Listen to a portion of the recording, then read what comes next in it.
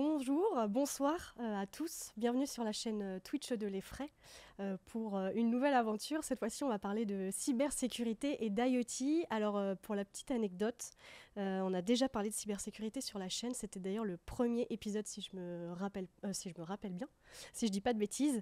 On va remettre le sujet sur la table et cette fois-ci, on va parler de cybersécurité et du lien étroit qu'il y a avec l'IoT. On va se poser les questions de pourquoi sont exploitées nos données via ces objets connectés. On va se poser aussi les questions de quels acteurs prennent part à ce combat et comment la cybersécurité nous protège au quotidien.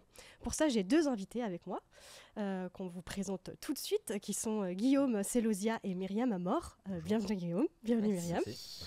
Qui veut commencer à se présenter rapidement? Allez, je peux me présenter Vas-y, si Guillaume. vous voulez. Donc, Guillaume Selosia. Je suis un ancien étudiant de l'INSA de Centre-Val de Loire sur le campus de Bourges.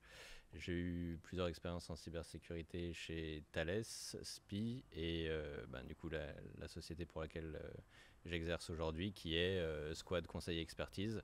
Je suis consultant en cybersécurité industrielle depuis 2021 chez Squad. Merci Guillaume. Merci. Alors moi c'est Myriam Amor, donc je suis en M1 cybersécurité, DSI et gouvernance. Donc j'ai rejoint l'Effray en première année en L1, il y a maintenant 4 ans. Et du coup je me passionne de cybersécurité, donc j'ai rejoint cette majeure-là. J'ai vu d'ailleurs qu'il y avait plusieurs majeures cybersécurité à l'Effray. C'est ça, il y a 3 grosses majeures cybersécurité, donc SIL, infrastructure et logiciel, et CC qui est cybersécurité et cloud. Donc une qui est plus spécialisée cloud, une qui est plus spécialisée technique, et la mienne qui est plus spécialisée sur la gouvernance, donc plutôt les procédures et les règles, le droit, un peu la partie droit de la cybersécurité. C'est quoi qui t'a fait choisir cette spécialité J'hésitais beaucoup entre technique et gouvernance, puis je ne savais pas trop quoi choisir honnêtement.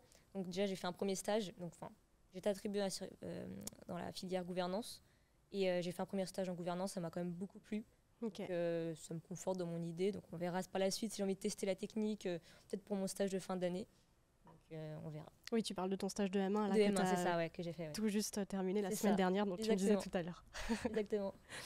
Alors, dans l'épisode dont je vous parlais là de Adrien, donc c'était Adrien l'ancien présentateur, il a posé une question pour commencer cet épisode de cybersécurité et j'ai adoré, du coup je fais un copier-coller. Je n'ai aucune originalité. Guillaume, Myriam, c'était quoi votre premier hack? Ou ce qui s'apparente à une bidouille? Vas-y Myriam, je t'en prie, commence. Moi, j'ai pas vraiment de premier hack, mais bon, je me suis exercée sur les plateformes comme Rootme. Donc, c'est une plateforme adressée un peu aux personnes qui ont envie de se tester dans la partie technique de la cybersécurité sur plusieurs domaines. Du coup, j'ai fait quelques petits trucs plutôt du côté web ou côté serveur, essayer de s'infiltrer, de récupérer la base de données d'un serveur ou ce genre de choses. Ok, quand même. Bon, petit truc. Son entraînement, c'est pas en cas réel ou sur un vrai site. Donc, Ok. Et donc moi, alors c'était vers la fin du collège, début du lycée, j'adorais, je me passionnais vraiment pour la conception, la construction d'ordinateurs. Et puis en fait, je me suis rendu compte que les performances d'un ordinateur pouvaient être poussées un petit peu à leur paroxysme, ce qui s'apparente aujourd'hui peut-être à la reprogrammation d'une voiture pour gagner par exemple plus de performance. Et du coup, je me suis amusé avec toutes ces fonctionnalités d'un ordinateur et puis ce qui a rendu un système plutôt assez instable, mais qui était très performant sur une courte durée. Donc je dirais que c'est ça mon premier hack, c'était vraiment jouer avec ces fonctionnalités d'overclocking, comme ils appellent ça, qui permet un petit peu de gagner des performances à partir d'un matériel accessible au grand public, finalement. Et c'est là où tu t'es rendu compte que la cybersécurité, ça t'intéressait? C'était relié à la cybersécurité. Relié oui et non à la cybersécurité, mais c'est là où je me suis vraiment rendu compte de ma passion pour l'informatique au sens très large. La cybersécurité en faisant partie. Ouais. Ok. Toi Myriam, d'ailleurs, comment tu t'es rendu compte que la cyber, ça te plaisait pas mal? Alors, moi, c'est un peu parti du même principe. C'était monter mes premiers PC moi-même, donc ça m'a directement amené dans le domaine de l'informatique. C'était quand ça que tu as Alors moi, j'étais en seconde, donc j'avais 15 ans quand j'ai monté mon premier PC. Donc c'était vachement drôle, J'ai adoré bidouiller, mettre mes RAM, machin. Et après, ce que je voulais faire de la cybersécurité, ça je savais pas. Donc j'ai rejoint l'Effray avec l'informatique en général. Et je découvert au fur et à mesure avec plusieurs salons ou juste en me renseignant avec les différentes majeures. Et j'ai participé à des CTF, etc. Et ça m'a conforté. Après, c'est quand même pas mal, c'est quand même drôle la cybersécurité. Donc, voilà. Et ben, je vous propose qu'on commence à rentrer dans le vif du sujet. Avec la première partie, on va voir pourquoi a-t-on besoin de cybersécurité aujourd'hui. Jingle, s'il vous plaît.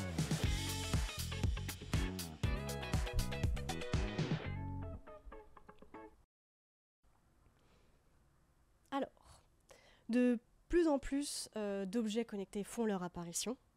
Du coup, nos données personnelles, elles sont de plus en plus connectées et de manière diverse, si je peux dire. On va collecter des données sur notre activité sportive, sur notre identité, nom, prénom, etc. C'est très large. Et donc, finalement, nos données aussi, elles sont de plus en plus exposées au piratage. Myriam, j'ai une question pour toi. Est-ce que tu peux nous donner des exemples d'objets connectés ?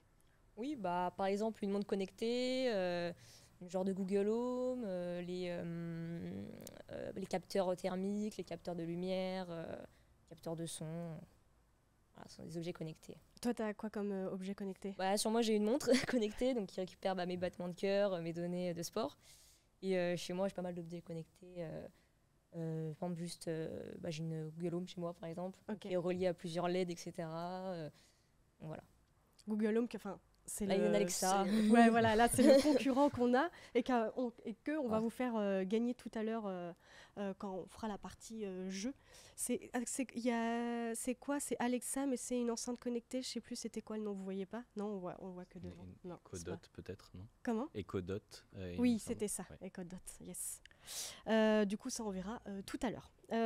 Donc, par définition, l'ordinateur et la tablette ne font pas partie. Non, pour moi, c'est pas partie parce que ce sont en fait des objets de communication avec lesquels on peut parler, qui communiquent nos objets connectés, mais c'est pas un objet connecté en tant que tel parce que ça reçoit pas des informations venant de l'extérieur pour les traiter. Ok, très bien. Et Guillaume, j'ai entendu parler un petit peu de loin d'IoT. C'est comme ça qu'on dit, je sais plus. IoT. Ouais. Qui est l'Industrial Internet of Things. C'est ça. Donc l'IoT, c'est le pendant de l'IoT, je dirais, mais appliqué au monde industriel. Donc c'est tout ce qui va être les objets connectés à des fins industrielles, donc qui vont servir dans des processus industriels. On retrouve les bras robotisés, les convoyeurs automatiques, et puis toute la suite de capteurs et d'actionneurs qui vont servir à produire des richesses, produire des produits et qui vont prendre part à cette chaîne industrielle finalement. Et ça, il y en a de plus en plus sur le marché ? Il y en a de plus en plus du fait que les usines se mettent un petit peu au bout du jour, se transforment avec les avancées technologiques et effectivement. Et puis, comme ça, pour une entreprise, ça va permettre d'avoir toujours plus de rentabilité. Ça va permettre de mieux contrôler, peut-être comprendre, de contrôler déjà ces processus industriels, de comprendre aussi peut-être quelle machine est plus enclin à être en maintenance parce qu'elle a été utilisée pendant un certain temps. Il va y avoir vraiment plein de sujets et les objets connectés industriels vont servir aux industriels à prendre des décisions beaucoup plus stratégiques, beaucoup plus précises, fines, qui va leur permettre de faire fructifier davantage leur business finalement, quoi. Et est-ce que c'est pour ça qu'on parle d'une nouvelle révolution industrielle qui serait basée sur... L'industrie 4.0, je pense que c'est clairement ça. C'est utiliser vraiment les données pour générer de la connaissance et à partir de cette connaissance, prendre des décisions qu'on n'aurait pas pu prendre finalement sans toutes ces informations et tirer la rentabilité vers le haut, tirer la performance vers le haut d'une entreprise. Donc non, je pense que c'est l'industrie 4.0 et la révolution industrielle se basent sur les données et sur les données qui sont collectées, qui sont captées par ces objets connectés industriels. Ouais. Durant ton stage, toi Myriam, est-ce que tu as travaillé sur un projet où l'entreprise dans laquelle tu as bossé, il y avait cette histoire-là d'IoT, d'objets connectés ? Alors, où il y avait pas cette notion. Mais moi, j'ai pas du tout travaillé là-dedans, donc je pourrais pas en dire plus sur ça. Moi, j'étais vraiment dans la partie gouvernance. Donc, mais il y en avait quand même un petit peu. Il y en avait quand même un petit peu, oui. J'en ai entendu parler, mais j'ai pas plus d'informations. Ok, aucun problème. Alors, selon un graphe que j'ai récupéré de Tetris, donc qui est une entreprise française spécialisée dans la cybersécurité. Alors, on va pas voir. Est-ce que vous pouvez afficher, merci, l'asset. On va pas rentrer dans tous les détails des chiffres, mais il y en a 3 que j'ai notés, que j'ai trouvé vachement intéressants. Celui tout en bas à gauche, 57 millions d'objets connectés en France en 2021. C'est énorme. Je suppose que c'est de tout type, c'est tout type mélangé. On en a un autre, je ne sais plus où il est, c'est le premier je crois. 127 machines IoT sont mises en ligne chaque seconde. Et là du coup j'ai une question pour toi Guillaume, machine IoT, est-ce que là on est dans l'industrial Internet? Je pense que ça, là du moins ces chiffres-là englobent les deux. Lorsqu'on parle de machine IoT, je pense qu'on parle surtout de l'objet IoT. Et pour moi, l'IoT, c'est vraiment le concept qui englobe à la fois la partie consommateur et à la fois la partie industrielle IoT. Ok, Donc je pense qu'il y a un mélange des deux dans les 127 quand même. Ok. Et donc le dernier, c'était le fait que le marché représentera d'ici 2026 plus de 1300 milliards de dollars. Donc truc assez énorme. Et donc on en parlera plus tard, mais je pense qu'il y a de quoi faire dans cette branche de métier dans les années à venir. Guillaume, est-ce qu'on peut dire que le développement de l'IoT va avoir... déjà, est-ce que tu as été témoin d'un impact, toi, depuis que tu commences à travailler sur la cybersécurité? Le fait de fournir à des réseaux des objets qui vont se connecter, qui n'ont pas les mêmes mécanismes qu'un serveur classique, du fait qu'ils ont des ressources contraintes, qu'il y a des problématiques d'autonomie, oui, ça va élargir la surface d'attaque et il va y avoir forcément des problématiques qui vont être liées à la cybersécurité de ce fait. Donc oui, clairement, avec l'avènement des objets connectés et de l'IoT, on essaye de tout contrôler, de tout connecter, mais finalement, en faisant ça, donc ça va être top, je dirais, d'un point de vue opérationnel, mais d'un point de vue risque pur, il y a des risques qui sont quand même beaucoup plus forts que si on avait laissé vraiment nos réseaux distincts, que ce soit les réseaux informatiques classiques ou les réseaux industriels. Voilà. Et depuis que tu as commencé à travailler, tu as déjà vu une différence, une évolution, ou c'est doucement Alors, il y a quand même depuis que j'ai commencé, il y a quand même des souhaits qui sont assez forts de la part des entreprises justement de se mettre à ces objets connectés, pour toutes les raisons du coup qu'on a pu citer juste avant, que ce soit encore une fois pour la performance, la rentabilité. C'est vraiment quelque chose qui va permettre d'augmenter, d'améliorer le business et donc de tirer toujours plus de profit. Et donc, de ce fait, les entreprises aujourd'hui s'y mettent de plus en plus et des fois c'est au détriment de la sécurité parce que il faut le faire rapidement et donc on prend pas forcément les bonnes décisions et voilà. Mais non, il y a clairement identifié un souhait de migrer, je dirais, l'entreprise classique vers l'usine 4.0 comme on en parlait depuis l'avènement de ces objets connectés. Oui. On va voir donc des cas d'usage, on va voir quelques cas d'usage d'objets connectés et on va voir qu'ils peuvent servir à la fois le bien et le mal. Pour cette partie-là, je vais commencer par parler d'ETIA parce que c'est un projet dont j'ai appris l'existence la semaine dernière, je crois, ou il y a 2 semaines grand maximum. C'est un projet porté donc par 4 étudiants de l'EFRAY qui utilisent justement des objets connectés pour leurs objectifs. Alors, ces 4 étudiants de l'EFRAY sont... désolée si je dis mal vos noms de famille, j'ai pas pensé à vous le demander. Donc, on a Louis Rigaud, Étienne Sandillon, Tristan Groen et Mathéo Porte, ou Porté, Excuse-moi Mathéo, je pense que là c'est sûr que je sais pas. En gros, donc, ce projet-là, ces 4 étudiants ont décidé de s'attaquer aux agressions de tout type. L'objectif, en fait, c'est de collecter des données, des preuves, comme des sons et des images, grâce à des bijoux essentiellement. Alors, pour l'instant, l'objet en lui-même, ils ne l'ont pas encore travaillé. Ils ont plus travaillé le système.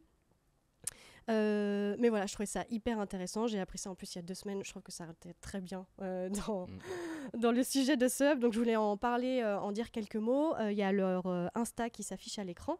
N'hésitez pas à y faire un tour, à vous abonner. Là, je sais qu'ils ont un prototype filaire pour le moment. Ils vont bientôt faire une levée de fonds pour améliorer ce prototype-là. Donc voilà. Je voulais commencer par ça, parce qu'on parlait des objets connectés qui sont au service du bien. Dans le même registre, dans le registre du bien, on a aussi les dispositifs médicaux connectés. Alors là, ces dispositifs, ils enregistrent des données biologiques dans le cadre d'un suivi d'une maladie chronique. Donc ça peut être pression artérielle, asthme, diabète encore. Et donc c'est pour prévenir les éventuelles complications. L'exemple par exemple, un défibrillateur qui va être connecté connecté en direct du cardiologue. Il va pouvoir envoyer des informations, des alertes s'il y a une anomalie pour le patient. Guillaume, est-ce que tu as travaillé sur des objets en rapport avec la santé de manière générale ? Alors oui, j'ai pu prendre part à un projet en particulier sur des objets médicaux qui pouvaient malheureusement être létaux pour certains patients. Alors j'avais pas forcément travaillé sur la sécurité des données patients parce qu'ici c'était pas vraiment le fond du projet. Nous, en tant que consultant en cybersécurité, notre but c'était vraiment d'appliquer une sécurité périmétrique sur cet objet connecté en se disant cet objet-là, demain, il va être mis à disposition des hôpitaux, il va être utilisé pour des patients et on ne doit pas se permettre une erreur une ligne de code ou quelque chose comme ça parce que ça va pouvoir être létaux dans certains cas. Alors ces objets connectés sur lesquels j'ai travaillé, c'était des objets pour des patients qui étaient diabétiques. Donc ça, c'est clair que c'est super parce que ça leur permettait déjà d'être plus précis sur leur taux de sucre dans le sang, et puis ça leur permettait aussi d'éviter un petit peu ces procédures de soins qui sont fastidieuses, à savoir se piquer, regarder son taux de sang, s'appliquer les bonnes unités d'insuline. Et finalement, tout était réglé par l'objet connecté. Donc c'était pour le coup top, mais il y avait quand même des implications qui étaient très critiques et dangereuses derrière. Et là où j'ai pu prendre part à ce projet, c'était vraiment sur l'application des contrôles de sécurité sur ces objets connectés pour que n'importe qui, un pirate informatique ou autre, que ça soit un incident pas intentionnel forcément, puisse mettre à mal ces dispositifs finalement. Et ça donnait plus d'autonomie aux patients, c'est ça ? Ça lui permettait en fait de s'abstraire de toutes les procédures lourdes de soins qu'il aurait pu avoir s'il réalisait forcément son insuline tout seul. Ouais, donc okay. Il évitait ça, il évitait aussi l'erreur sur l'insuline, typiquement les unités d'insuline qui lui pouvaient s'injecter. Donc il y avait vraiment que des bénéfices, je dirais, en termes médicaux, mais le fait qu'il soit connecté, qu'il y ait une forme d'intelligence dans cet objet, finalement il a fallu quand même y inclure de la sécurité, quoi. Ouais. Et donc nous on était là pour ça à cette époque, quoi. Myriam, tu sais un peu dans quel domaine tu veux travailler encore ou pas ? Alors honnêtement, je sais pas du tout. Je pense que je vais travailler certainement dans les banques et l'assurance parce que c'est là où la cybersécurité gouvernance est le plus poussée en fait. C'est là où on va vraiment appliquer des vraies procédures et les mettre en place. Dans les petites boîtes ou les startups, c'est encore nouveau, c'est pas vraiment poussé. Et je pense qu'au moins au début, peut-être aller dans ce domaine-là pour me faire des vraies armes, quoi, vraiment être... Oui, tu veux aller au plus haut pour ça. Apprendre à fond. Bien apprendre, d'avoir tous les outils nécessaires et potentiellement après d'aller dans des startups ou travailler même à l'étranger, ça me dirait bien. Ouais, donc startup, ça te plairait plus in fine. Voilà, peut-être à la fin, un objectif. C'est de mettre en place des stratégies moi-même quand je les aurais appris.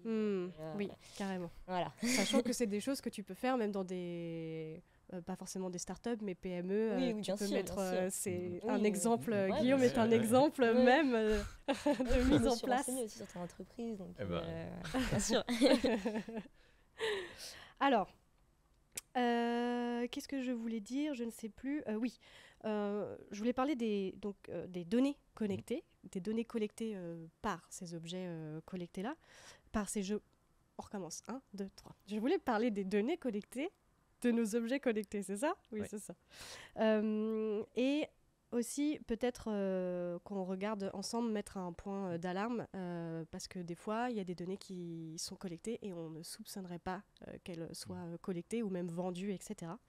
Je suis tombée un peu sur une notion qui était abstraite pour moi au début, parce que je suis tombée beaucoup sur, oui, il faut être conscient que pour utiliser les objets connectés, on doit consentir à donner nos données.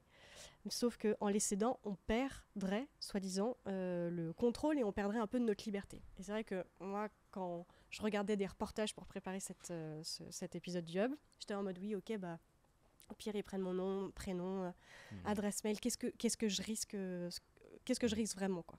Et donc je voulais qu'on fasse un peu l'exercice ensemble. Imaginons donc que quelqu'un récupère nos informations personnelles, donc pas juste identité, date de naissance, etc., mais vraiment plus large. Par exemple, toi avec ta montre connectée, Myriam, imagine on récupère tes données de santé, voilà. En tant qu'individu, qu'est-ce qu'on risque? Myriam, est-ce que tu veux t'essayer à l'exercice? On peut par exemple risquer de l'usurpation d'identité. Donc on peut clairement prendre si on a nos données bancaires ou nos données sur nos cartes vitales, on peut aller vite très loin et du coup utiliser notre identité pour réaliser certaines choses qui sont peut-être forcément légales ou qui peuvent nous apporter des problèmes au niveau de la justice. On peut aussi avoir des vols de données et de la revente de nos données, donc qui peut être utilisé après à des fins commerciales ou démarchage. Du démarchage, alors que du coup, justement, les appels incessants qu'on a au téléphone, comment ils ont notre numéro de téléphone? C'est très vrai, ça. Donc voilà. Et après, je sais pas. Tu viens de me faire rappeler. C'est drôle, je pense qu'on voit des signes des fois. Enfin, en tout cas, il y a des choses qui viennent à nous et on les remarque plus parce qu'on est dans le sujet. Il y a semaine dernière, j'ai changé de portable. Mon ancien portable est cassé, donc j'en ai pris un en attendant. Et j'ai mis mon alarme. C'était mon alarme, je crois. Bref. Et il y avait écrit « L'application Horloge vous demande d'accéder à vos contacts et vous demande l'accès aux appels téléphoniques. » J'étais en mode « Mais what? Quel rapport ?» Donc j'ai dit non, bien sûr, mais j'ai pas compris. J'aurais dû faire une petite recherche pour en parler là aujourd'hui, mais trop bizarre. Des fois, vraiment, on nous demande des infos, mais... Ouais, c'est souvent ça. Ouais. Alors, rentrons un petit peu plus dans le détail de ce que tu viens de nous parler, tout ce qui est usurpation d'identité, tentative d'extorsion, etc. C'est des choses qui peuvent arriver. On va parler déjà de vente sur le marché noir, qui est une possibilité. Guillaume, pourquoi qui achète nos données sur le marché noir? Pourquoi on les retrouve? In fine, qu'est-ce qu'ils font avec ces données-là qu'on va retrouver sur le marché noir, on va les retrouver au même titre, par exemple, que des virus informatiques, des malwares, etc. Elles vont être achetées par tout acteur, je dirais, qui a une idée derrière la tête. Typiquement, si c'est des marketeurs, est-ce que ce ne sera pas pour faire de la publicité ciblée, pour faire consommer toujours plus les consommateurs? Si c'est... je sais pas, des fabricants, peut-être que avoir la couleur préférée d'une certaine population permettra de sortir un périphérique, je sais pas, je vais dire rouge, qui va plaire à la majorité de la population. Enfin, il y a vraiment en fait n'importe qui va payer forcément en crypto-monnaie sur ces marchés-là, va pouvoir acheter ses données personnelles et va pouvoir en faire finalement ce qu'il veut, va pouvoir les utiliser aux fins qu'il veut. Donc dès qu'il y a une idée derrière ou quelque chose sur lequel l'acteur qui va acheter ces données va pouvoir s'appuyer, forcément il va aller les acheter et puis il va les utiliser en tant que tel.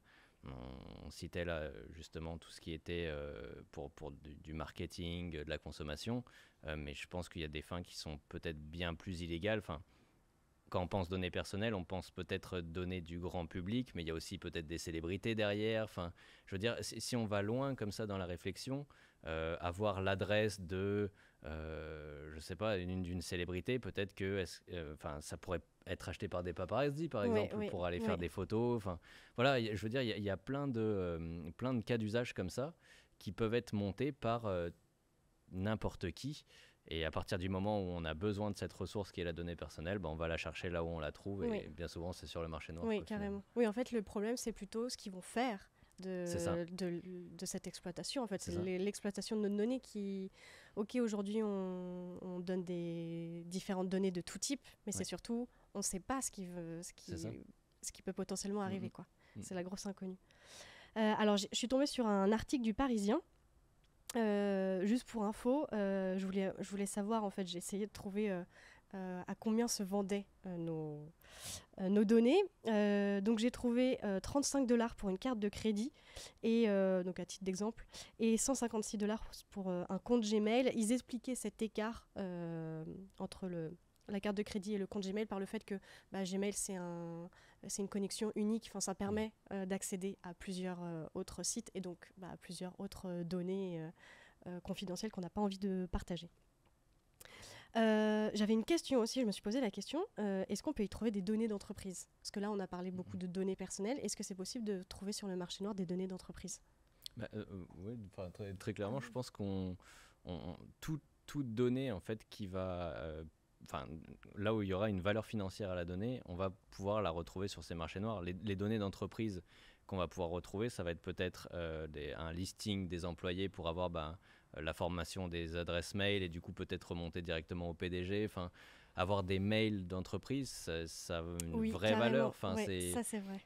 On discute dans contrat, on discute peut-être stratégie. Donc avoir vraiment des mails, un échange de mails entre des PDG ou même entre des comités stratégiques d'entreprise, ça va avoir une vraie valeur. Derrière ça, ça c'est un type de données. On aurait un autre type peut-être qui serait tout ce qui va être plan, secret industriel. Donc là, ça a encore un autre domaine, mais ça a aussi une valeur. Oui. Donc finalement, tout ce que produit, que ce soit les consommateurs ou les entreprises, on va les retrouver sur ce marché noir. Et tout dépend, je dirais, la rareté de la donnée, mais on peut faire l'analogie avec peut-être des pierres précieuses, quoi. Je veux dire, plus la donnée va être rare. Si c'est des plans de missiles, par exemple, elle va forcément être beaucoup plus chère que si c'est des plans pour, je sais pas, pour une recette de biscuits, par exemple. Enfin, je veux dire, c'est vraiment des exemples pris au hasard, mais c'est un peu l'idée. Donc non, vraiment, toutes les données d'entreprise peuvent être utilisées et peuvent être aussi retrouvées sur le marché noir, du coup. Très bien, j'ai encore plein de questions en tête, mais je me dis, on avance, et dès que je pourrai les placer, je les placerai. Alors, on va voir différents cas d'exploitation de nos données. On va commencer par le fait que des fois, elles sont vendues pour nous faire payer davantage. Et il y a un exemple qui est aux États-Unis. Les données seraient exploitées par les assurances maladie pour nous faire payer des cotisations plus chères. Et oui, voilà, c'est ça, adapter leur prix de cotisation. Myriam, info ou intox, est-ce que tu en as entendu parler? Oui, c'est une info. Donc, en effet, par exemple, aux États-Unis, il suffit d'avoir une brosse à dents connectée. Donc, à force de se laver les dents, on va analyser que, par exemple, vous avez peut-être des caries, vous avez des problèmes d'infection, etc., répétition, peut-être dû à une malconsommation, par exemple, je sais pas, aux bonbons ou alors au fast-food. Et du coup, les assurances, elles vont se dire, cette personne-là, elle a une mauvaise condition de vie, des mauvaises hygiène de vie, voilà. Ouais, et donc, on met des assurances bien plus chères ou alors carrément bloquer, par exemple, l'accès à des prêts ou à ce genre de choses. C'est incroyable. Ouais. Et du coup, tu me fais penser, j'ai regardé un reportage que je vous conseille, je vais en parler juste après. Il y avait un gars sur ce reportage-là. Alors, je sais plus c'était quoi, on parlait du médical tout à l'heure. Il avait un dispositif, je crois que c'était pour respirer. Je pourrais plus vous dire c'est quoi. Et donc, c'était connecté à son assurance. Et en fait, à un moment donné, son assurance maladie l'appelle et lui dit on ne prend plus en charge votre dispositif médical parce que nous, on vous a préconisé de l'utiliser 5 heures par jour et vous ne l'utilisez que 3 heures par jour. Et là, le gars, vraiment, il était là. J'étais abasourdie, quoi. Et moi, je peux pas me payer un truc comme ça, c'est pas possible. Donc, ouais, c'est clairement le genre de choses qui pourrait, qui arrive là-bas, quoi. Ouais, exactement. Quand je suis tombée là-dessus, du coup, j'ai regardé un peu si ça, donc petite parenthèse, si c'était la même chose en France. Et du coup, je vous rassure, c'est, je pense, beaucoup plus compliqué que ça. En tout cas, dans la loi, c'est interdit, puisque il y a le CNIL qui nous protège. Je suis tombée sur un article aussi, notamment, qui dit bien que c'est uniquement dans l'intérêt que le partage de données de santé est possible, mais uniquement dans l'intérêt direct du client. Donc ça veut dire en rapport avec la santé uniquement. Donc voilà, ça c'est ce qu'on vient de vous dire, là c'est aux États-Unis, ça ne se passe pas comme ça en France.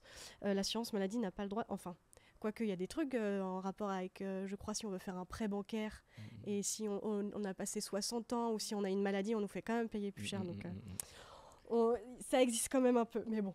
On va pas en parler, ce n'est pas le sujet. Alors, sujet suivant, donc toujours en rapport avec l'exploitation de données, mais cette fois-ci plutôt pour influer sur nos comportements. Et donc là, je vais parler de l'épisode Le business, c'était quoi ? Le business des objets connectés d'Arte, que je vous conseille vivement. Moi, j'adore les reportages d'Arte, je trouve que c'est une mine d'or à chaque fois. Donc il y a un documentariste canadien, Brett Gaylor, qui rencontre Christina Kaojova. Donc c'est une fondatrice d'une start-up qui développe un appareil pour déterminer avec précision la fertilité des femmes. Donc, qui dit objet connecté dit fertilité, dit, on s'en doute bien, l'objet, il faut l'insérer en soi. Et alors, il y avait deux choses là-dedans que j'ai retenues. La première, c'était la phrase de Christina qui dit « J'essaierai d'éviter de les vendre », donc elle parle des données, de les vendre à des tiers si possible. En fait, j'ai trouvé ça assez fou qu'elle dise ça, parce qu'au final, son produit est génial. Ça permet de redonner du pouvoir aux femmes, de déterminer avec précision, en fait, vraiment, sur un cycle d'un mois, tel jour et tel jour, je suis fertile. Et donc, bref, c'est génial. Et pourtant, elle pense...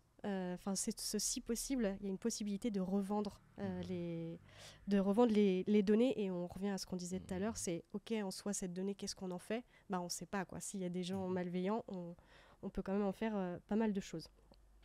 Deuxième chose, il y avait cette phrase, est-ce qu'Internet ne devrait pas rester à l'intérieur du corps ? Ça m'a vraiment marqué, j'ai trouvé ça génial, et je crois que Guillaume, tu as un autre exemple à nous partager que justement d'objets connectés.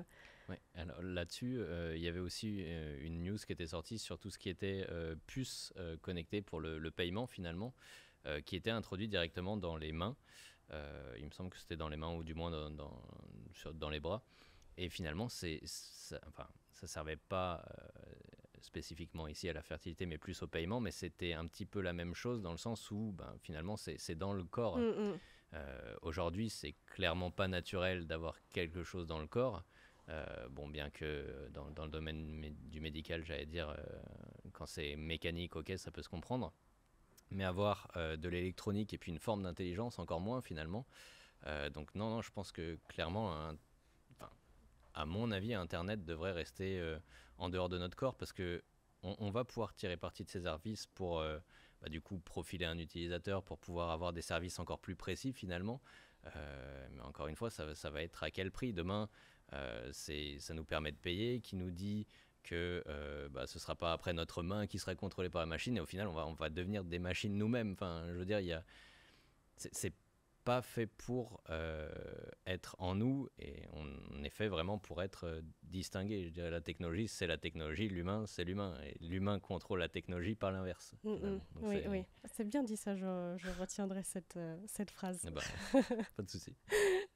Il y a aussi tout ce qui est, j'ai vu Amazon, Google, Facebook qui se font un peu la guerre en termes de récupération de données personnelles. C'est un peu, on dirait un peu la mine d'or, l'or noir, le nouvel or noir de demain. Et on compte plus le nombre d'amendes. Je suis tombée sur un nombre innombrable, non, un nombre incalculable. Ça se dit ça, un nombre incalculable, d'articles qui disaient qu'il y a eu des plaintes envers ces grands géants, alors souvent c'est des Américains et Chinois, des amendes à hauteur de plusieurs milliards d'euros. Parce qu'en fait, ils font de l'espionnage, ils font beaucoup de micro-ciblage, et alors ça c'est clairement autorisé en France aussi, qui n'a pas eu. On va sur Amazon, on consulte, je sais pas moi, n'importe quel produit, on le retrouve sur Facebook ou que sais-je. Donc c'est un peu ça le micro-ciblage. Donc ils sont très au courant finalement de nos comportements. Et donc du coup, ils influent sur nos comportements. Et il y a même des boîtes qui sont spécialisées là-dedans, ça s'appelle des data brokers. Est-ce que Myriam, tu peux nous en parler un peu plus ? Oui, en fait, ça va être des boîtes qui vont être spécialisées justement dans la recherche de données des personnes pour pouvoir après les corréler et carrément monter en fait un profil sur des personnes et les revendre justement à ces grosses boîtes pour qu'ils puissent justement faire ces publicités ciblées et utiliser ces données vraiment à des fins commerciales en fait. Ouais, donc c'est vraiment une genre de manipulation de données et les revendre après pour que ces entreprises puissent faire leur chiffre d'affaires quoi, et nous proposer quelque chose d'adapté quoi. Oui, et puis ils nous affichent que des choses forcément. Ouais, c'est ça. Par exemple, si je parle de voiture, là je vais avoir des marques de voitures, puis je vais marquer Toyota, je vais avoir Toyota. Et oui. Voilà. Et ça va inciter à la consommation et potentiellement le truc qu'on voulait pas acheter, on va l'acheter. Ouais, c'est ça. Et en termes de... Donc là, on parle beaucoup de finalement nos données personnelles en tant que citoyen, en tant qu'individu. Si on fait un petit tour du côté des données des entreprises, Guillaume, quels sont les... On en a parlé un petit peu déjà tout à l'heure. Du coup, ma question, ça va être peut-être plutôt, est-ce que tu sais quelles sont les données qui sont les plus piratées ? Tu vois, est-ce qu'il y a une sorte de liste par priorité pour les pirates, en mode ça, je le veux, quoi ? Les données, je pense, les plus piratées, c'est les données, encore une fois, qui vont qui vont être utilisables directement. Typiquement, des couples login mot de passe pour avoir accès soit à une messagerie, soit à une application en particulier ou un service en particulier, ou peut-être des papiers d'identité. Enfin, pour toute donnée qui va être utilisable directement et qui va permettre à un pirate des actions immédiates va être convoitée forcément. On y retrouve dedans aussi forcément les cartes de crédit pour faire soit des paiements à la volée, soit des paiements sur des sites qui n'ont pas plus de sécurité que ça. Donc voilà, toute donnée... Les cartes de crédit des entreprises, du coup il peut y avoir des cartes de crédit d'entreprise, ou il peut y avoir vraiment toutes les données, je dirais, carte de crédit d'entreprise, carte de crédit de consommateur, finalement, toute donnée utilisable directement, quoi. Qu'elle soit reliée aux consommateurs ou aux entreprises. Et est-ce que tu as connu dans ton expérience, de près ou de loin, ou même des collègues, où c'était les objets connectés donc quand je dis objets connectés, je parle de ceux qu'on a, comme Myriam a au bras sa montre, et ceux qui sont plus, qu'on appelle l'IoT, Industrial... C'est ça, Industrial Internet of Things, qui sont responsables. Est-ce que tu as connu des cas où c'était ces objets connectés-là qui étaient responsables de... Alors moi, j'ai pas connu de cas, je dirais, dans les projets auxquels j'ai pu prendre part où on devait sécuriser ces objets-là, mais on n'est pas arrivé, je dirais, a posteriori d'une attaque ou d'un incident. Par contre, dans la presse, ce qui s'est passé, c'est que typiquement les bracelets connectés, les bracelets Fitbit, il me semble d'ailleurs, au Fitbit ou autres bracelets de fitness, ont servi à divulguer une base militaire qui était censée rester secrète, parce que les militaires faisaient du coup leur jogging avec et couraient finalement autour de la base. Donc non, ces attaques existent vraiment. J'ai par chance, je n'ai pas fait face par chance, mais ça peut arriver, quoi. Pourquoi par chance? Faire face comment? Parce que je pense, je dirais que la manière dont on doit voir les attaques aujourd'hui, c'est que peu importe ce qu'on va faire, ça arrivera, à plus ou moins long terme. Nous, en tant que défenseurs, et du coup, on inclut la cybersécurité dans les projets, mais ce qu'on se dit surtout, c'est qu'en fait, on essaye de retarder l'attaque le plus possible, de la contenir, mais on ne peut pas l'empêcher, je dirais, en tant que telle. Elle arrivera, il y aura des avancées technologiques, il y aura des nouvelles découvertes, il y aura toujours une faille, des choses qu'on ne peut pas anticiper, que les pirates, eux, ont bien compris, parce qu'ils auront toujours un coup d'avance sur les défenseurs. Mais voilà, pour nous, on prend les pirates comme vraiment des gens qui ont un coup d'avance et contre lequel on peut se prémunir, mais on ne pourra pas les empêcher d'accéder à un système finalement. Donc c'est pour ça que je dirais par chance, parce que ça n'était pas arrivé au moment où j'y étais, mais c'est possible que ça puisse arriver dans le futur, quoi, finalement. Oui. Et alors, pour conclure cette première partie, j'ai repris une phrase de Mikko Ipponen, qui est un acteur qui s'exprime souvent sur le thème de la cybersécurité, et je voulais vous demander votre avis, parce que là, c'est vrai qu'on parle beaucoup du négatif, de l'exploitation de nos données, des objets connectés, etc., que ça manque peut-être encore un peu de cybersécurité. On va voir juste après comment au quotidien la cybersécurité nous protège et qu'est-ce qu'ils font par rapport à ces objets connectés. Donc tout ça pour dire la phrase qui est, on peut dire par analogie que nous sommes en train de propager l'amiante technologique, c'est ça, l'amiante technologique de demain, en parlant des objets connectés. Myriam, qu'est-ce que tu en penses ? C'est vrai que c'est compliqué parce qu'aujourd'hui, les objets technologiques qui nous servent bien, on est bien content de les utiliser. Dans notre quotidien, c'est quand même une facilité. Ça nous permet d'avoir nos données facilement, d'avoir des suivis, etc., des analyses. Mais est-ce que demain, on ne regrettera pas un peu d'avoir donné toutes ces données ? Qu'est-ce qui va être fait de toutes nos données ? Parce que finalement, je ne sais même pas quelles sont mes données qui sont en liberté sur Internet. Qu'est-ce que j'ai propagé ? Je ne sais pas. Est-ce que je ne vais pas regretter un jour ? Ça va pas me fermer des portes ou... Je ne sais pas, mais... Oui, j'avoue, j'ai jamais pensé à ça, te fermer des portes, oui, parce que ça veut dire qu'elles seraient disponibles. Ça par quelqu'un et carrément. Ça peut me gâcher une opportunité. Oui, si la personne cherche, du coup, elle trouve. Exactement. Donc, c'est vrai que c'est utile aujourd'hui, mais demain, est-ce que j'en serai contente ? Mais en vrai, c'est hyper intéressant ce que tu dis, parce que imagine un employé qui veut, en gros, genre, moi, je veux embaucher quelqu'un qui a les mêmes valeurs que moi. Ouais. Ces valeurs peuvent ne pas être forcément top, mais donc ça veut dire que, et puis même, en fait, même si elles sont top, c'est quand même hyper discriminatoire de prendre quelqu'un selon certains critères. Ouais. Donc ça veut dire que, ouais, carrément, elle pourrait regarder, checker, faire de l'OSINT. On verra tout à l'heure c'est Exactement. quoi. Tu vas nous expliquer. Ouais. Et du coup, choisir ses candidats en fonction de données qu'on aura mis à disposition, en plus, sans se rendre compte que ça pourrait nous venir... Yes. Et toi, Guillaume? J'avais passé à la suite, mais non. Et toi, Guillaume, qu'est-ce que t'en penses? Alors, je pense que, surtout, comme le disait Myriam, toutes ces données-là qu'on génère, il y a certaines données que nous, on voit, on est en connaissance de cette génération. Typiquement, lorsqu'on va donner nos noms, adresse mail, adresse, numéro de téléphone, ça, on le sait.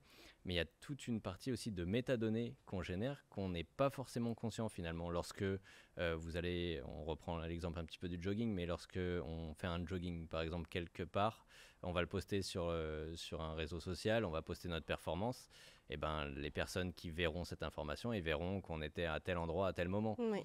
Ça peut porter préjudice, typiquement des personnes qui seraient en télétravail, qui utiliseraient leur temps de télétravail pour faire du jogging. Je veux dire, il y a plein de... Il peut y avoir plein de cas d'usage comme ça où c'est pas la donnée, mais vraiment la métadonnée que nous générons en tant qu'utilisateurs de ces objets connectés, qui va être vraiment une épine dans notre pied, quoi, finalement. Oui. Donc c'est...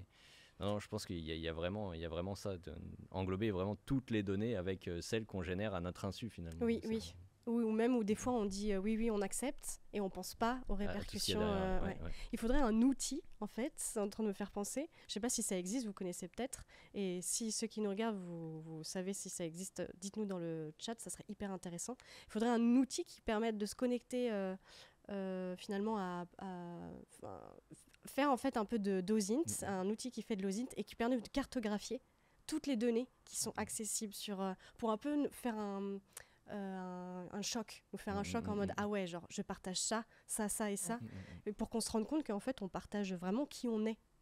Et c'est donc voilà, petite idée de start-up si vous voulez, petite idée de projet comme ça, je vous balance, je vous fais plaisir. Et très bien. Cette première partie, il était surtout question en fait de mettre en lumière pourquoi la cybersécurité est importante. Donc, dans la deuxième partie, on va rentrer un peu plus dans le détail cette fois-ci dans la cybersécurité. Mais avant ça, on passe à l'Instant Gaming pour vous faire gagner ce superbe... Bon, je vous dis ça juste après pour les cadeaux. Du coup, c'est parti, jingle.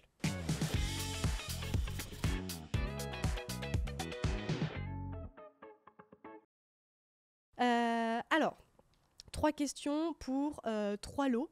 On a des AirTags et à faire gagner, on en a 2 et on a dit que ça s'appelait comment tout à l'heure? Alexa. Alexa, ouais, mais c'était... Ecodot, non? Ecodot, ouais, c'est ça. Donc une enceinte connectée qui fonctionne avec Alexa, c'est bien parce que tout à l'heure je disais on a super bien parlé de Google, Amazon et tout ça, et là on vend un produit surtout qui nous espionne à nous écouter toute la journée. Ça c'est un truc de fou quand même. Genre on se rend pas compte, mais en fait le fait de dire OK Google, ou je sais pas si c'est OK Alexa pour Alexa, ça doit être un truc, il y a Alexa quoi dedans. Ça veut dire que il nous écoute toute la journée et il analyse tout ce qu'on dit. Et au moment où OK Google, il se réveille. Bref, moi je trouve ça incroyable, j'aurais jamais ça chez moi. Mais je vous en fais cadeau. Alors, 3 questions. Donc je vous pose la question et je vous donne 3 réponses et vous choisissez. Le premier qui répond la bonne réponse gagne le lot. Alors, première question. En 2021, combien y avait-il d'objets connectés en France? 57 millions, 500 000 ou 10 millions? Je répète la question. En 2021, combien y avait-il d'objets connectés en France? 57 millions, 500 000 ou 10 millions? J'attends que vous répondiez un peu. J'ai vu la bonne réponse déjà. Donc c'est sûr qu'on a un gagnant. Et bien sûr, comme d'habitude, je vous dirai les gagnants à la fin, sinon c'est pas drôle.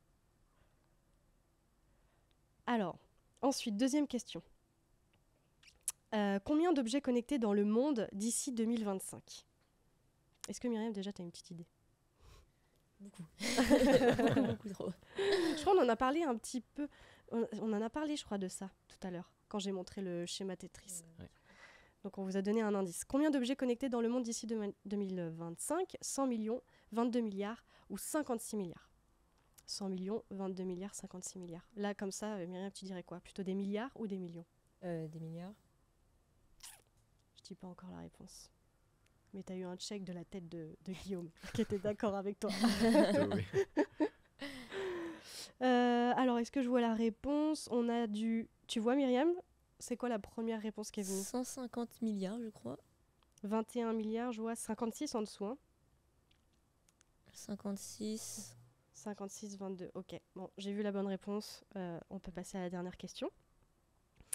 Quel est le volume de données généré par nos objets connectés ? Et là, je n'ai pas écrit d'autres réponses. Alors, je vais les inventer. Non, tiens, je t'invite à... Tu vas les inventer, Guillaume. Tiens, ça, c'est la réponse. Eh ben allez, Ok. pourquoi pas, ok. Et il faut que tu en inventes deux autres.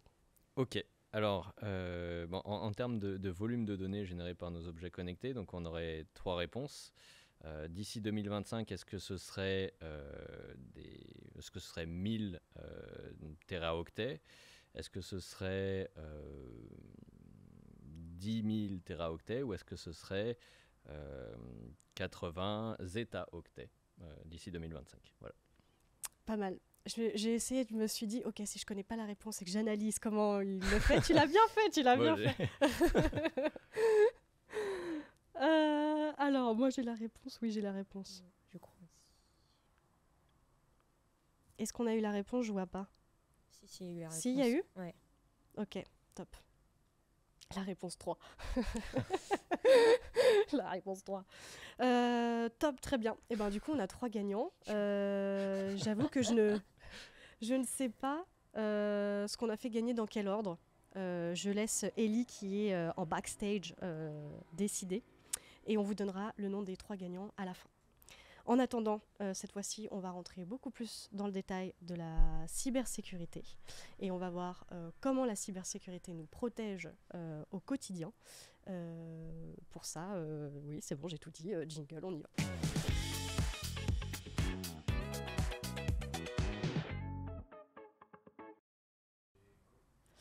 Ouf, cette fois on a le jingle, c'est bon.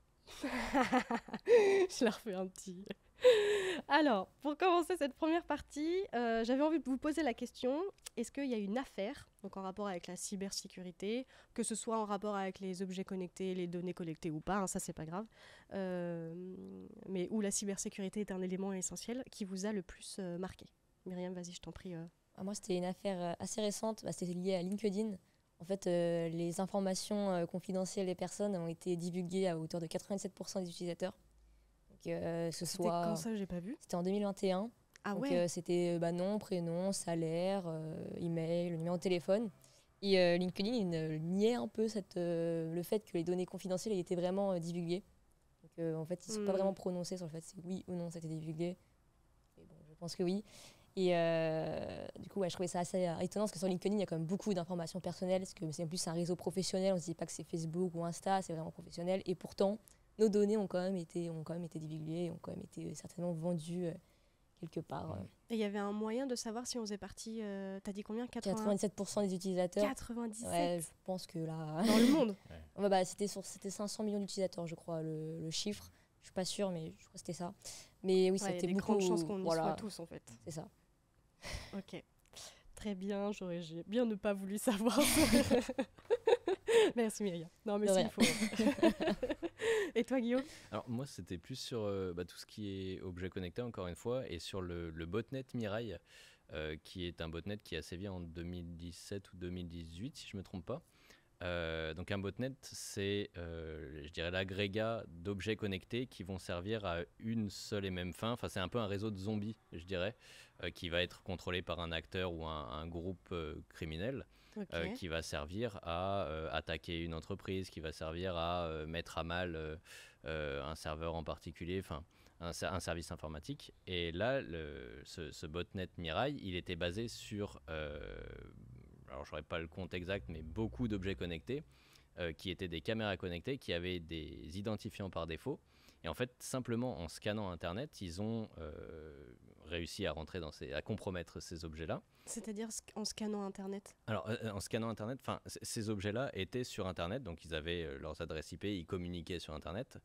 Et finalement, les pirates, en scannant, en balayant un petit peu ce qu'il y avait en termes d'objets sur Internet, ont réussi à trouver ces objets-là qui étaient, pour le coup, assez mal sécurisés et sont rentrés dedans. Et je dirais, en utilisant tous ces objets-là compromis, ils ont attaqué les principaux serveurs DNS, qui sont en fait les serveurs qui permettent à Internet de fonctionner. Et donc, il me semble qu'il y a eu pendant quelques heures le noir total, le chaos total sur Internet. Et cette attaque-là, elle était tirée des objets connectés finalement.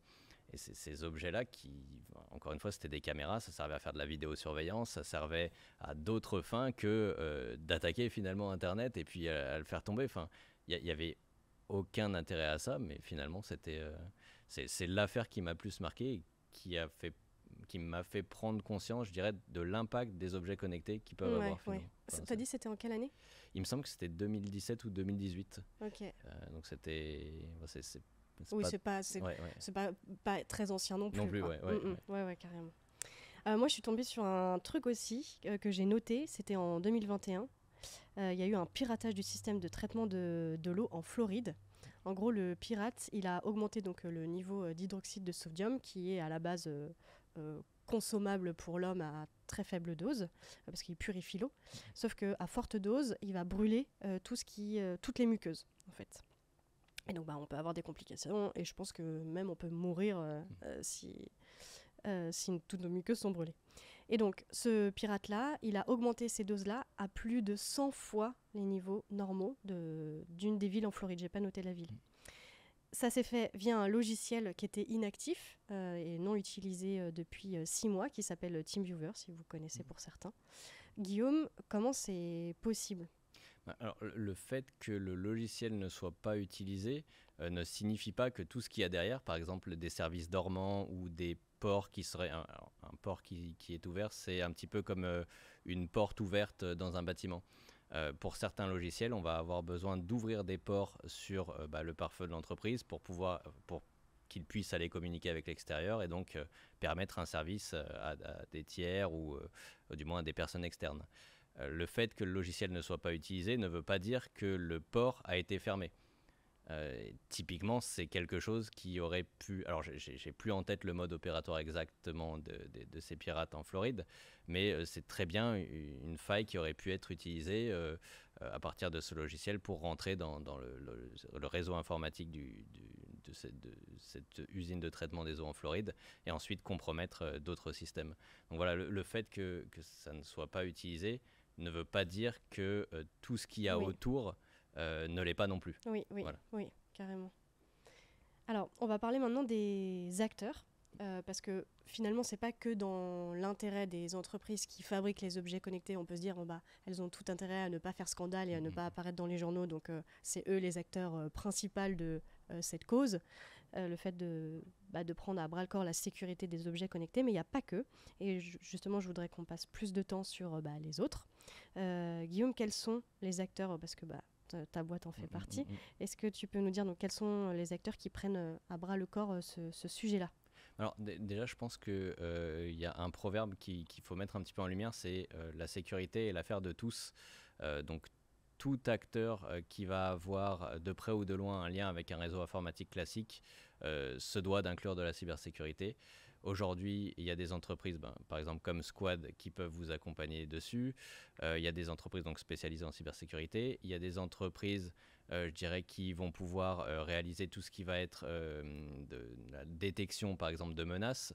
Ils vont venir sur votre réseau et vont mettre peut-être des sondes pour qu'ils puissent commencer à comprendre s'il y a des activités qui ne sont pas normales, vous faire de la remontée d'alerte. Et puis, il y a des acteurs publics aussi. Donc là, les acteurs publics, ça va permettre, je dirais, à une nation d'avoir déjà un point de référence cybersécurité et puis à décliner des lois qui seraient assez spécifiques suivant les nations. Typiquement, je pense que entre les États-Unis, l'Europe et puis la Chine, on a quand même des lois qui sont, du moins sur la protection des données personnelles, assez différentes. Donc voilà, ces acteurs publics-là, ils vont relever de l'intérêt public. Et puis ça va être aussi un point de référence pour la cybersécurité nationale. Donc voilà, il y a vraiment beaucoup d'acteurs. Aujourd'hui, peut-être pas assez. Il y en aura, je pense, de toute façon, jamais assez.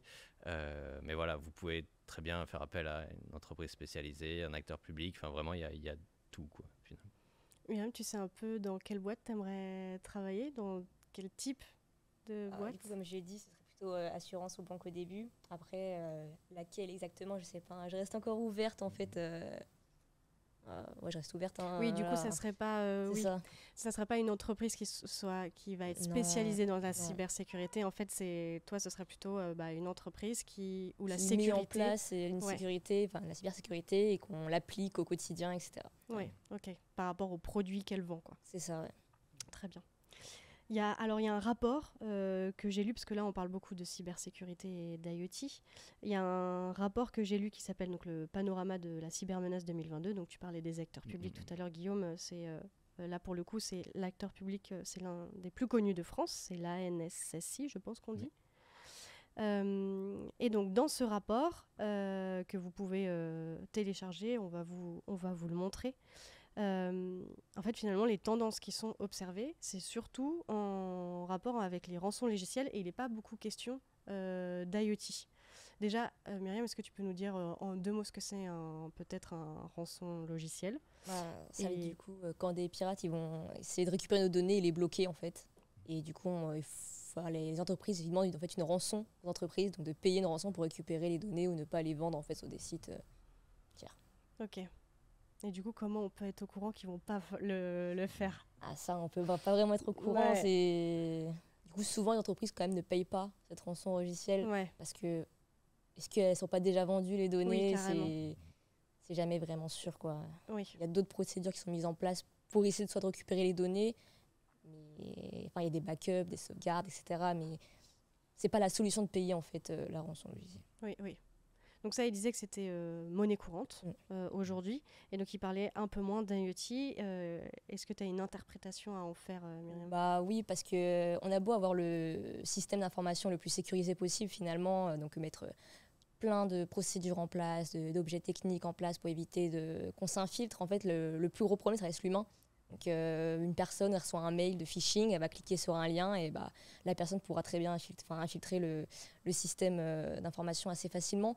Donc en fait, c'est pour ça que les rançons logicielles, c'est aussi la technique la plus simple en fait d'infiltrer une entreprise, parce qu'on peut passer des semaines et des semaines à essayer de trouver une faille, une vulnérabilité en fait sur un site et rien trouver, alors que potentiellement faire cliquer quelqu'un sur un lien, ça peut être déjà beaucoup plus simple. Donc c'est pour ça qu'on parle plus de ces attaques-là et c'est la plus grosse menace aujourd'hui en entreprise. Et du coup, comme on parle d'entreprise, je sais que tu as un projet en ce moment dans ta majeure, M1 Cybersécurité, sur lequel tu dois travailler. C'est peut-être déjà c'est un projet que tu fais là depuis que tu as repris depuis une semaine? C'est ça, depuis une semaine on est dessus. Donc en fait, le but, c'est de sécuriser une PME qui s'est fait descendre par une attaque.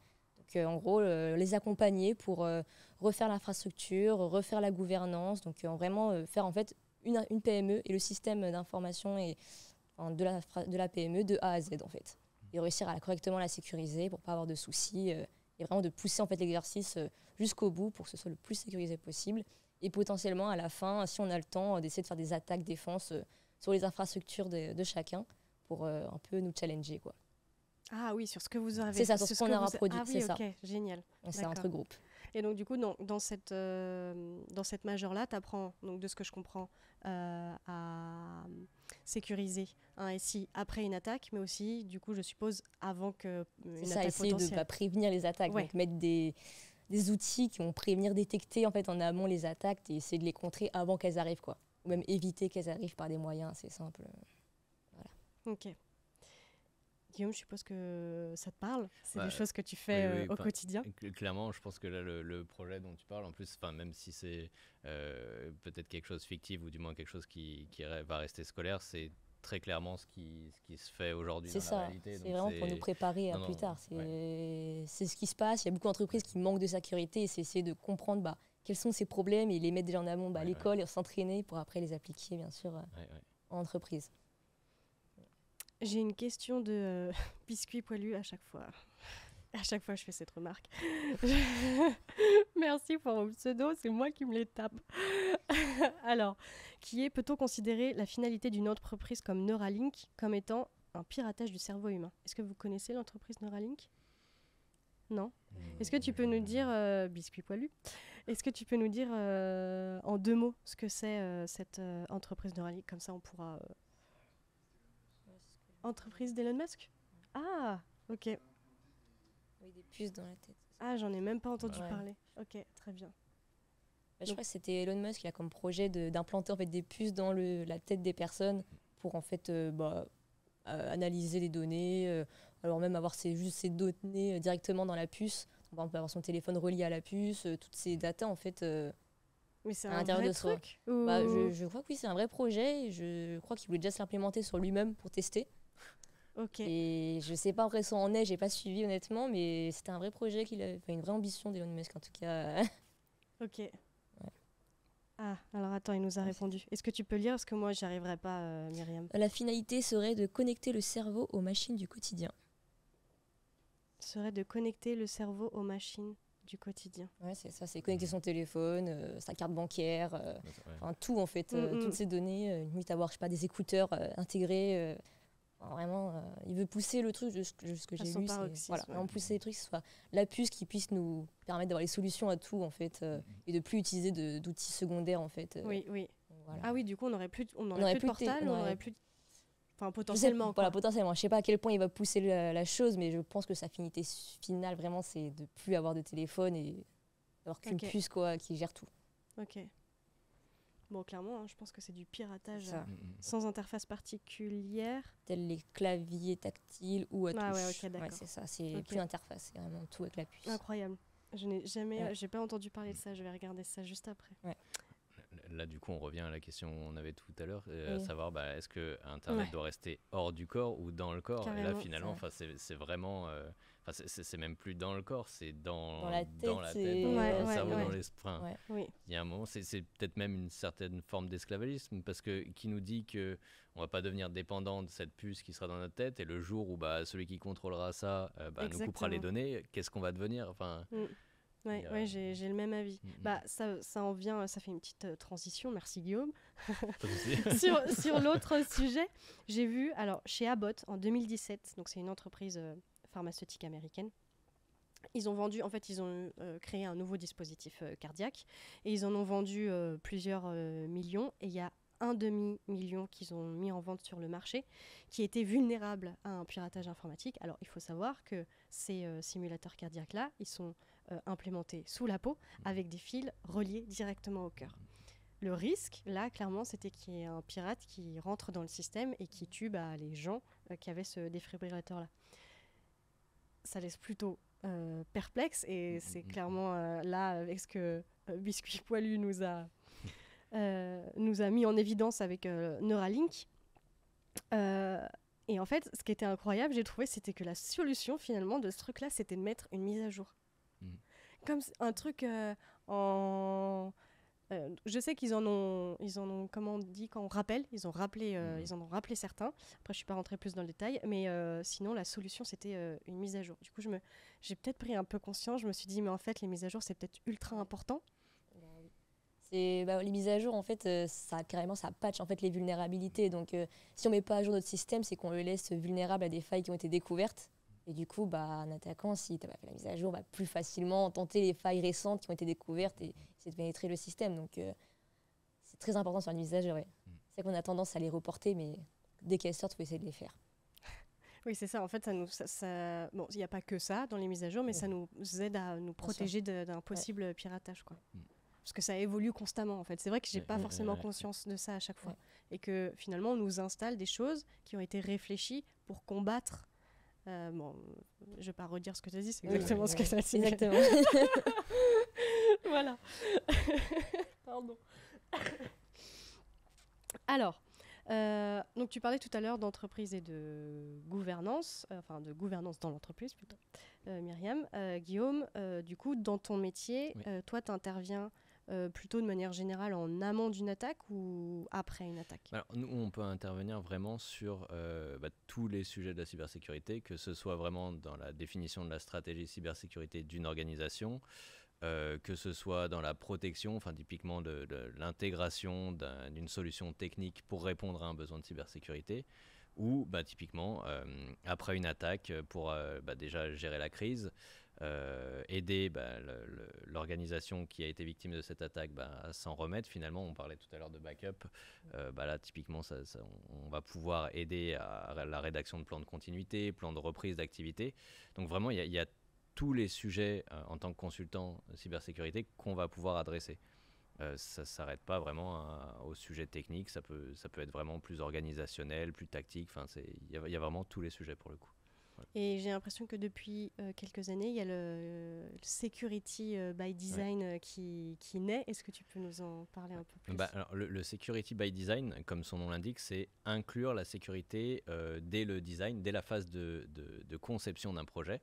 Et alors, c'est très bien parce que ça a déjà pour but de concevoir le projet différemment, d'inclure la sécurité directement à l'origine du projet.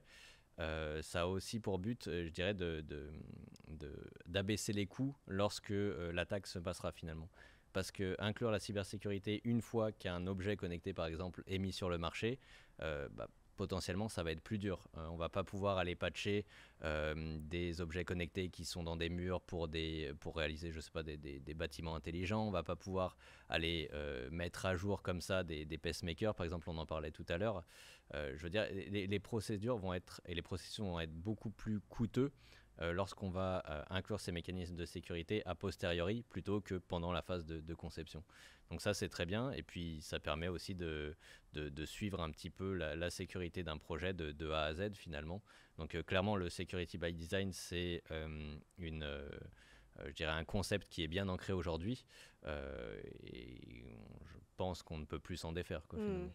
C'est une notion que tu as vue, toi, un peu en M1, Myriam? Pas encore, mais je sais que j'ai des cours qui vont parler un peu de ça, donc oui, du sec DevOps, tout ça, donc ouais, on va voir tout ça. Et le stage que tu as fait, c'était quel type d'entreprise d'ailleurs? C'était spécialisé dans... Donc moi, c'était une entreprise en fait qui était en collaboration avec des banques et du coup qui s'occupait en fait de leur système au niveau instant de paiement, les DAB, enfin ce genre de choses en fait, de tout ce qui est lié en fait à leur base de données de paiement. Donc fait que ce soit comme sécurisé vu qu'on gère comme les données bancaires des personnes. Et du coup, bon, moi j'ai pas vu la partie développement, etc. Mais oui, c'est au cœur du projet, hein, rajouter de la sécurité dès le début et pas après. C'est du temps perdu et des coûts en plus, quoi. Oui, oui, carrément. Ouais. Oui, on voyait d'ailleurs l'asset que tu as partagé avec nous, qui est passé rapidement et qui parlait des coûts. Oui, c'est vrai. Alors, on a aussi la possibilité de... Ah non, juste avant, rapidement, j'ai vu donc l'UE cherchait à imposer un certain niveau de sécurité en termes d'objets connectés et ils améliorent beaucoup les procédures d'évaluation. Ils font des choses beaucoup plus strictes et il faut que ce soit conforme, etc. Donc ça, c'est à l'échelle de l'UE, de l'Europe. Guillaume, est-ce que c'est une préoccupation internationale?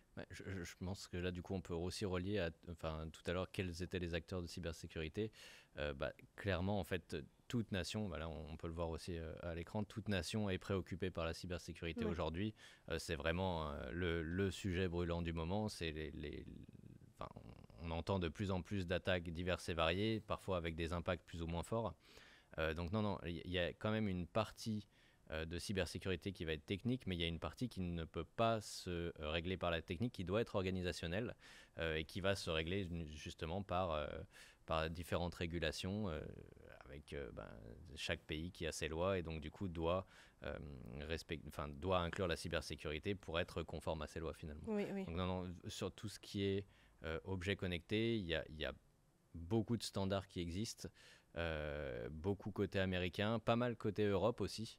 En France, donc c'était au FIC, au salon 2023 à Lille. Vincent Strubel disait que, donc, qui est le nouveau PDG de l'ANSSI, qui a succédé à Guillaume Poupard, disait que en Europe et particulièrement en France, on sait faire de la haute couture en cybersécurité. Donc il y a quand même, c'est une petite fierté nationale, je dirais. Ah, c'est ingénieur français. Mais non, tout pays aujourd'hui est préoccupé par sa sécurité informatique et il y a des vrais enjeux derrière, c'est des vrais enjeux économiques, des vrais enjeux politiques. Donc non, tout le monde s'y met, quoi. Ok. Et alors, on parle beaucoup là d'entreprise depuis tout à l'heure, mais nous aussi, finalement, on a aussi du pouvoir sur nos propres données collectées. Et alors, on parlait d'OSINT dans la première partie. Myriam, tu as fait un petit travail pour nous montrer tout ce qu'on peut collecter sur un individu. Est-ce que tu peux nous expliquer ce que tu as fait? Allez, peut-être d'abord nous dire c'est quoi l'OSINT. L'OSINT, en fait, c'est Open Source Intelligence. Du coup, en fait, c'est de la recherche de données à partir de toutes les ressources qu'on peut trouver sur Internet. Donc, il n'y a rien d'illégal, c'est que des données qui ont été déposées par des personnes sur Internet, donc on peut retrouver de manière légale, quoi. Et en fait, c'est vraiment un travail de recherche de détective. Donc, avec une donnée, se dire, tiens, je peux accéder à ça, peut-être à ça, peut-être à ça, et faire un travail d'enquête pour en fait, créer un schéma, comme dans les films américains, quoi, avec son tableau, ses points, ses fils qui relient chaque donnée, et essayer de en fait, faire un mind map en fait, de tout ça. Du coup, j'ai essayé de faire ce petit exercice en fait, avec quelqu'un que je connais. Donc, je suis partie de son nom, prénom. Donc, j'ai tout anonymisé. Donc, c'est pas son vrai prénom, c'est pas son vrai nom. Il n'y a aucune info normalement qui reste. Donc, voilà, c'est Julien Dupont. Donc, je suis partie chercher sur LinkedIn. En fait, tout d'abord, j'ai écrit son prénom en fait, sur Google. Comme tout le monde, on écrit son prénom sur Google. Le premier lien qui arrivait, c'était son LinkedIn. Donc, j'ai cliqué dessus et directement, j'ai vu la petite case coordonnées. Et il a laissé toutes les données visibles. Donc, que ce soit en fait, son numéro de téléphone, son adresse, sa date d'anniversaire. On peut trouver en fait tout ce qu'on veut. Oui, alors que t'étais pas, c'est pas ami sur LinkedIn, mais t'étais pas en lien en fait, connecté avec lui, quoi. Voilà. On peut trouver directement tout sur lui directement, juste avec sa page avec LinkedIn et sur le premier lien Google. Ok. Donc avec on peut la slide suivante. Hop. Et du coup, avec en fait son numéro de téléphone qui était sur le LinkedIn, j'ai essayé d'utiliser le logiciel qui s'appelle, un site internet qui s'appelle Epios. Donc, qui permet en fait de mettre soit les adresses mail, soit les numéros de téléphone, et ça va nous donner en fait une fiche un peu de la personne.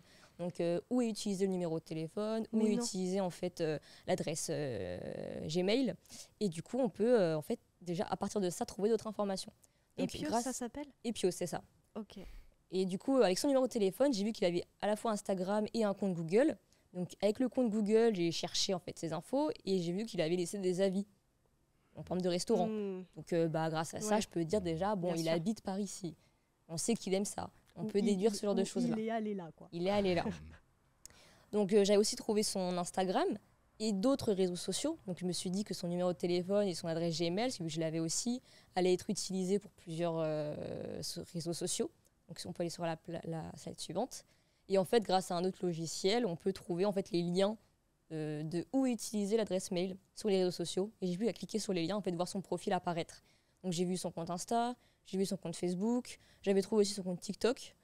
Et en fait, grâce à ça, je peux remonter à d'autres informations. Si je cherche encore plus loin, j'ai vu qu'il y a sa mamie qui a commenté « Très beau, mon petit-fils ».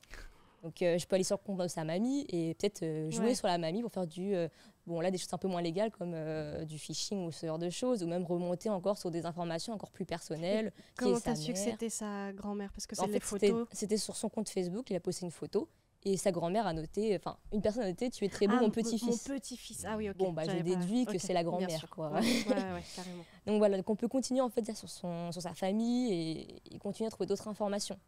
Et du coup, finalement, on peut aller à la dernière slide. Donc, avec juste son nom et prénom, j'ai trouvé son numéro de téléphone, son adresse, sa date d'anniversaire, son adresse Gmail et ses avis Google, ses réseaux sociaux, donc Instagram, Facebook, Twitter, LinkedIn, un membre de sa famille et son activité étudiante, vu que je savais, grâce à LinkedIn, où est-ce qu'il étudiait. Oui. Donc, tout ça, en partant juste d'un nom et d'un prénom, on peut déjà trouver toutes ces informations et ça m'a pris 15 minutes. Oui, carrément. Donc, et puis on n'est pas allé dans le détail. Là, je ne suis pas allée dans le détail, je n'ai pas cherché plus loin, j'aurais pu chercher bien plus loin et peut-être trouver encore plus avec certains scripts qui peuvent être utilisés, qui sont retrouvables sur GitHub ou ce genre de choses. Donc, on peut vraiment trouver beaucoup d'informations. Et on ne s'en rend pas forcément compte, mais juste avec un nom et prénom, on trouve tout ça. Pardon, j'ai une plainte de tout.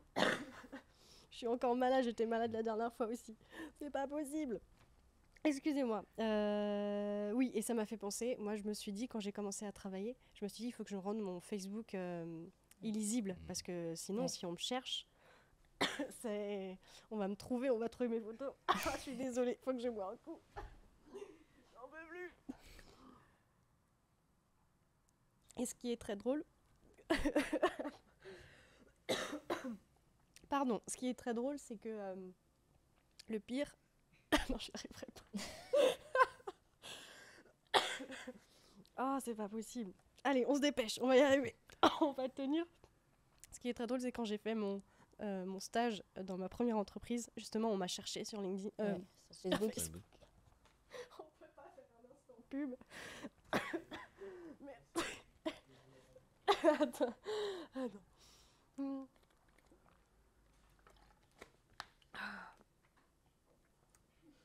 Après le jingle qui manquait, c'est la carte de tout. Ah, ça devrait aller là, c'est bon. Merci beaucoup pour votre patience. Nous reprenons. Donc oui, quand j'ai fait mon stage chez... je sais pas si je l'ai dit, je vais pas le dire. Mais je sais pas si je l'ai dit juste avant. Quand j'ai fait mon stage de fin d'année, justement, il y a un gars qui a fait des recherches sur moi. Mais en mode, on était amis, hein, donc c'est très bien passé. Mais il est revenu le lendemain en me disant, qu'est-ce qu'il m'avait dit? Un truc personnel sur moi. Il m'a dit quelque chose comme, comment il va ton copain? Et il a dit le nom de mon copain.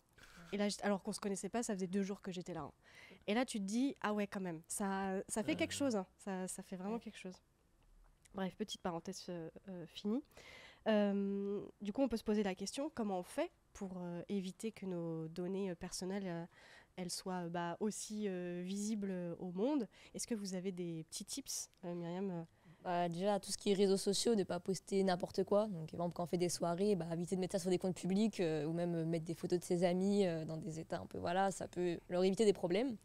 Bien sûr, mettre ses réseaux sociaux en privé, éviter que les informations, par exemple sur LinkedIn, les mettre en privé aussi, les restreindre en fait, les accès à pas passer contact ou juste et pas vos contacts de contact, etc. Même si ça peut être difficile pour la recherche de stage ou ce genre de choses, mais quand on voit que quelqu'un de malveillant veut trouver des informations sur vous à cause de ça, ça peut aller très vite.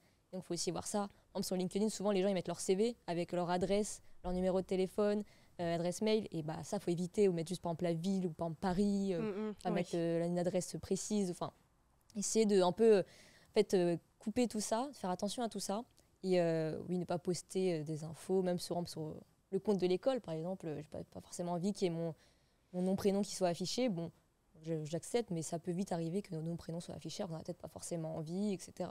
Donc c'est de faire attention de où on apparaît et de tous un peu compartimenter et pas accepter n'importe qui sur les réseaux. Voilà. Oui, je pense toujours se poser la question finalement de qui doit voir ça, et ça. À qui je veux le montrer. C'est ça. Et même si c'est pas nécessaire, ne pas le poster, quoi. C'est voilà. Ouais, et même quand c'est nécessaire, finalement, se poser la question. Parce qu'on pourrait se dire, tu m'as fait penser à Le Bon Coin. En ce moment, je vends des trucs sur Le Bon Coin. Mon code, cette chose. Je plaisante. Je vends des trucs sur Le Bon Coin. Moi, je mets pas mon adresse, mais c'est vrai que quelqu'un pourrait se dire, parce qu'à un moment donné, il faut dire où on est. Il faut donner la localisation. Moi, en général, je dis un truc qui est à peu près. Qui est loin, mais pas trop loin, quoi. Même en termes d'arrondissement, ça me plaît pas trop de dire. Mais je pense qu'il y a des gens, ça se trouve, j'ai jamais vu, mais qui mettent carrément leur adresse en se disant c'est normal, il faut que c'est sur Le Bon Coin, il faut qu'on vienne chercher l'objet que je vends. Puis sur Le Bon Coin aussi, il y a j'ai vendu aussi des choses sur Le Bon Coin il n'y a pas si longtemps, et il y a des campagnes un peu de phishing aussi qui arrivent, donc des personnes qui se font passer pour quelqu'un qui veut acheter en fait son objet et qui envoie un formulaire. Oui, il faut que tu mettes tes données ici, je vais pour te payer et tout. Et du coup, tu peux mettre ton adresse, tes cartes bancaires carrément ou sur de données. Et tu dis, en fait, j'ai pas reçu le virement, pourquoi? En fait, tu t'es fait arnaquer, quoi. Donc, faut et le faire pire, attention je partout, crois que c'est quand nous, on se fait avoir, parce qu'on est quand même de la génération on est né avec Internet. Moi, j'ai failli déjà me faire avoir. Au bout d'un moment, je fais, attends, non, c'est bizarre quand même. Heureusement, mais je suis rentrée dans le truc. En mode, c'est bien fait maintenant. C'était un truc sur Facebook. C'est hyper bien fait. Donc, si nous, on se fait avoir, une personne âgée, et surtout Le Bon Coin, il y a pas mal de personnes âgées ou nos parents qui vendent et eux, ils vont tomber dans le panneau bien plus facilement. Ils ne sont pas du tout sensibilisés comme on l'a été. Et même des jeunes aujourd'hui, j'ai vu aussi une étude qui disait que les jeunes étaient de moins en moins à l'aise avec l'ordinateur. En fait, ils utilisent tellement leur téléphone qu'ils n'utilisent plus du tout l'ordinateur et donc ils sont de moins en moins à l'aise. Donc, il faut faire aussi attention à ça, quoi. Oui, oui. Des tips, toi, Guillaume? Alors moi, en plus je dirais d'approximer un petit peu ces données-là, peut-être créer une adresse de messagerie spécifique lorsque vous souhaitez, je sais pas, de donner vos données pour un jeu concours par exemple ou des choses comme ça. Ça évitera cette adresse mail de être réutilisée par la suite. Et puis par rapport à tout ce qui est objet connecté, ça va être de le mettre à jour, ça va être de changer les configurations par défaut. Souvent, là, comme on l'avait vu tout à l'heure avec le botnet, ça va pouvoir porter préjudice. Et puis, le simple fait de mettre l'objet connecté à jour, ça va pas suffire. Il va falloir mettre aussi peut-être l'application à jour qui dialogue avec cet objet connecté. Donc voilà, enfin, finalement, ça va être essayer vraiment toujours d'être le plus discret possible sur ces données et d'avoir ces objets le plus à jour possible, et puis se renseigner sur quel type de données ils utilisent, à quelle fin, qu'est-ce qui est collecté, quelle est l'origine de cet objet aussi. Donc voilà, c'est surtout du renseignement en amont, et puis faire les choses bien, entre guillemets, avec nos données, quoi. Voilà. Alors, on arrive à la fin de ce webinaire, j'allais dire pas du tout. C'est là tout, ça m'a... Je suis sur une autre planète là. À la fin de ce live Twitch. Heureusement pour moi, et pour vous aussi d'ailleurs. Avant de donner les gagnants, Myriam, est-ce que tu peux nous dire quelques mots sur ce que tu apprends sur ta majeure cybersécurité pour ceux que ça potentiellement intéresserait? Du coup, moi, je suis dans la majeure SI et gouvernance. Donc, on ne fait pas la même chose entre majeurs. Donc, moi, ça va plus être porté sur tout ce qui est les méthodes EBIOS, tout ce qui est les normes ISO, les classifications de données, les méthodes d'authentification, d'identification. Donc, moi, ça va vraiment être les procédures et les processus à mettre en place, en fait, d'un point de vue cybersécurité pour protéger l'entreprise. Donc, je ne vais pas les mettre en place techniquement, ou alors je ne vais pas faire des pen tests, mais je vais en fait être en amont, donc plutôt faire soit du pilotage de pen test, réfléchir à la stratégie en fait. C'est vraiment stratégie, management, plus cette partie-là en fait de la cybersécurité, qui est tout aussi importante que les autres parties, quoi. Bien sûr. Et toi, Guillaume, j'avais aussi une question. Donc, on a vu quand même que il y a vraiment un avènement des objets connectés, mais pas que. J'ai l'impression qu'il y a aussi un avènement de la cybersécurité dans tous les domaines qui est prise à bras le corps. Et dès le départ, on parlait de sécurité by design. Est-ce que c'est une branche que tu pourrais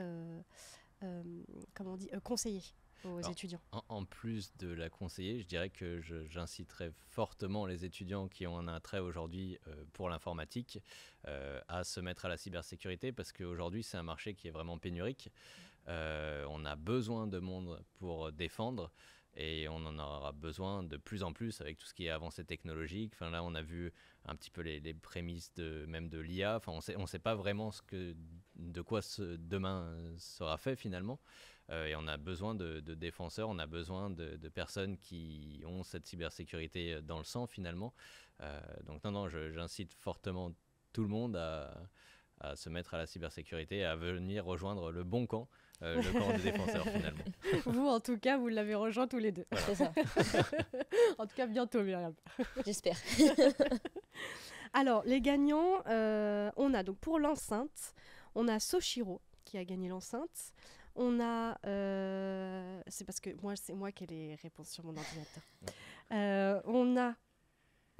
Je vois pas bien. Riz... Attendez, je me rapproche. On a Ristray pour le premier AirTag et Saucifant Red pour le deuxième AirTag. Voilà. C'est fini. Moi, je vais finir par une phrase, toujours, que j'ai prise du reportage Le business des objets connectés, que je vous reconseille pour la 10e fois depuis le début de cette émission. Et je m'arrêterai là. C'est la technologie n'est ni bonne, ni mal, ni neutre. Soit on l'utilise pour fabriquer des objets, soit on fabrique des objets qui nous utilisent. Voilà. Merci de nous avoir regardés. Merci Myriam, merci infiniment Guillaume d'avoir été là, de nous avoir partagé tout ce que vous savez et votre expérience. C'était top. Merci aussi à ceux qui nous ont regardés et à toute l'équipe qui est derrière, même si vous avez raté le jingle. Je vous embête. Et donc merci à l'équipe WhatsApp et merci à l'équipe Effray qui a derrière. Il y a beaucoup de personnes, on ne se rend pas compte à chaque fois. mais c'est une super équipe. Je vous retrouve normalement le 12 juin pour parler blockchain. On verra, pour l'instant c'est le sujet général, on le verra plus en détail. Restez connectés quoi. Et puis bah voilà, du coup je vous dis en juin, à très vite. Salut.